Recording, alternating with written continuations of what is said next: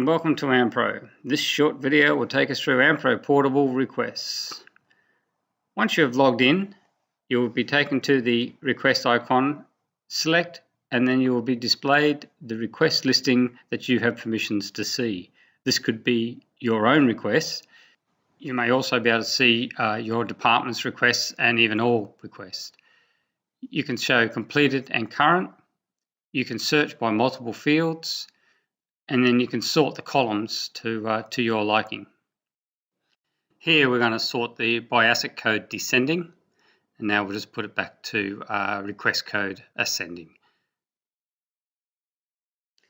Selecting the edit icon on the right hand side opens up the request where you can see the details, the job details if there is a job created, and we can also see the journals. To add a journal, we select add, and then we select the journal type that we're requiring, and then you enter in a description of what it is you want to say in regards to this request. Once you've entered in that information, you select save, and then that will be available for others to view. Then we select save again, and it takes us back to the listing. To add a new request, select add.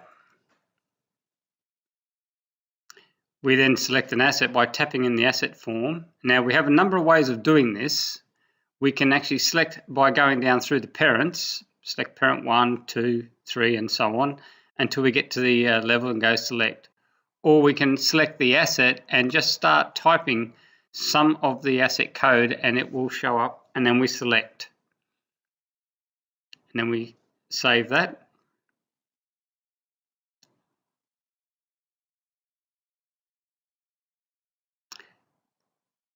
Okay, from here we then want to put in a fault type just by selecting. We tap into that field where you see the red there now, and we select.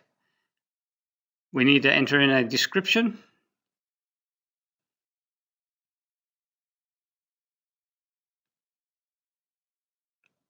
Make it a good description so that they can understand in engineering, and we press save. Your request will then be in the request listing. All right, so now what we're going to do is we're going to log on as somebody who's got permissions to authorize a request from your department.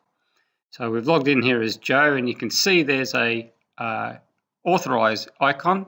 So you just tap that and the request becomes authorized. What we do now is we sit back and we wait for engineering to create a job from the authorized request. There we go, the request has been, job's been created. So we're right to go. If we want to have a look at the details, just click on the edit button, click on the job details, and you can see not only what they're going to do, but when they think it's going to be scheduled to be done, when it's due to finish, and other information. We can also select now the journals, and we can see that we're waiting on parts to be purchased.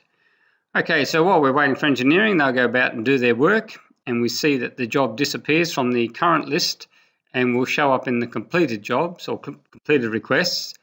We can open up and have a bit of a look, have a look at the job or even the journal, and you can see that they fitted a new hose and all's well.